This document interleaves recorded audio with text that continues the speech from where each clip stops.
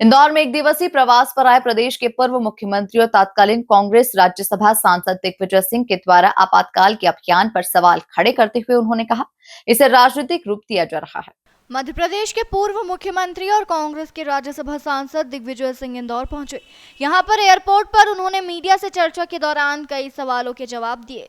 भाजपा द्वारा आपातकाल को लेकर किए जा रहे कार्यक्रमों से जुड़ा था, जिसमें उन्होंने कहा कि 50 साल पुराना मुद्दा है, जो कि एक गैर राजनीतिक मुद्दा है, लेकिन उसे राजनीतिक रूप देकर विभाग द्वारा बाकायदा आदेश जारी किए जाते हैं कि इसे 1 साल तक अभियान के रूप में चलाया जाए, जबकि भाजपा की सरकार में मौलिक अधिकारों का हनन हो रहा है। उनके द्वारा पिछले दिनों सोशल मीडिया पर लिखी गई बात को लेकर कहा कि प्रदेश में किस तरह से आदिवासियों के घर उजड़ रहे हैं, तोड़े जा रहे हैं, वह गलत है, जबकि बरसात में किसी भी व्यक्ति का घर तोड़ना गलत है और इसके कई आदेश भी हैं। तो वहीं मातृभाषा को लेकर चल रहे महाराष्ट्र में विवाद को लेकर उन्होंने कहा कि मातृभाषा में पढ़ाई करना सभी का मौलिक अधिकार है और बच्चों के परिजन उन्हें जैसे चाहे वैसे पढ़ाएं। साथ ही 3 लैंग्वेज का फॉर्मूला है, उसमें सारी बातें शामिल हो जाती है। वहीं बिहार चुनाव को लेकर उन्होंने कहा कि चुनाव आयोग द्वारा एक फॉर्म दिया गया है, जिसमें जिनके वोट है वह उस फॉर्म को फिलअप करे और उसमें पासपोर्ट है कि नहीं, ऐसी कई जानकारियां दी गई। ऐसे कई लोग हैं जिनके पास पासपोर्ट जैसी सुविधाएं नहीं है और यह एक तुगलक फरमान बताते हुए चुनाव आयोग पर ही सवाल खड़े किए गए हैं। ये पहली बार हुआ है कि केंद्र सरकार ने एक राजनीतिक मुद्दे को, अराजनीतिक मुद्दे को राजनीति के रूप में पूरे देश में 1 साल तक अभियान चलाने के निर्देश दिए हैं। मेरे पास सेक्रेटरी कल्चर का पत्र है कि किस प्रकार से ये आदेश दिया गया है कि इनके इमरजेंसी खिलाफ एक अभियान चलाओ। अरे 50 साल पुरानी बात है।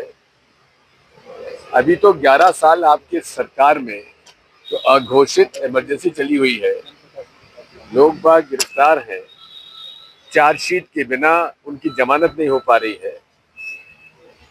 ये तो अघोषित इमरजेंसी और अघोषित तरीके से जो संविधान के खिलाफ कार्रवाई की जा रही है, लोगों के अभिव्यक्ति के अधिकार को छीना जा रहा है, ये उससे भी ज्यादा खतरनाक है। दत्तात्रेय होसबोले कह रहे हैं कि जिन लोगों ने इमरजेंसी लगाई वो अब जेब में संविधान लेकर घूम रहे हैं, राहुल गांधी की निशाना साधा। ये क्यों भूल जाते हैं, तत्कालीन सरसंचालक जी ने इमरजेंसी का समर्थन किया था, देवरस जी ने। तो राजनाथ सिंह जी ने एससीओ पर साइन करने से मना कर दिया, जो बैठक हुई थी उसमें आतंकवाद को लेकर। मुझे जानकारी नहीं, देखने की बिना मैं नहीं बोल सकता। वो मैं भी करा था आदिवासियों को लेकर, मध्य प्रदेश को लेकर विवाद का है। हाँ, बात ये है, प्रदेश में जिस प्रकार से आदिवासियों के साथ अन्याय किया जा रहा है, बरसात में उनके घर उजाड़े जा रहे हैं, ये अमानवीय है। इसकी हम घोर निंदा करते हैं और मांग करते हैं कि इसमें अनेक अदालत के आदेश भी है कि वर्षा के समय बरसात में किसी का घर ना गिराया जाए। सर, महाराष्ट्र में हिंदी को लेकर विवाद चल रहा है। बात यह है कि ये सारी बातें जो है, भाषा का सवाल जो है, हर व्यक्ति को अपने बच्चों को मातृभाषा में पढ़ाने का अधिकार है, लेकिन साथ में जो 3 लैंग्वेज फॉर्मूला है उसमें बात शामिल हो जाती है। बिहार चुनाव आने वाले, सर, किस तरह का परिदृश्य देखते हैं? तो प्रशांत किशोर की चुनाव में, देखिए, बिहार चुनाव में सबसे बड़ी बात यह है कि जो अभी माननीय चुनाव आयोग ने एक नया फॉर्म दिया है कि जिनके वोट हैं उनको भी ये प्रमाणित करना पड़ेगा उनका पासपोर्ट है कि नहीं है, और दुनिया भर का है। उसको हम लोगों ने हाईलाइट भी किया है, कांग्रेस पार्टी ने। अब आप बताइए, इंदौर में ऐसे कितने लोग होंगे जिनके पास पासपोर्ट होंगे? तो ये इस प्रकार के तुगलकी आदेश ईसीआई कर रही है, ये बहुत ही खतरनाक है। किशोर असर डालेंगे सर किसी पार्टी पर?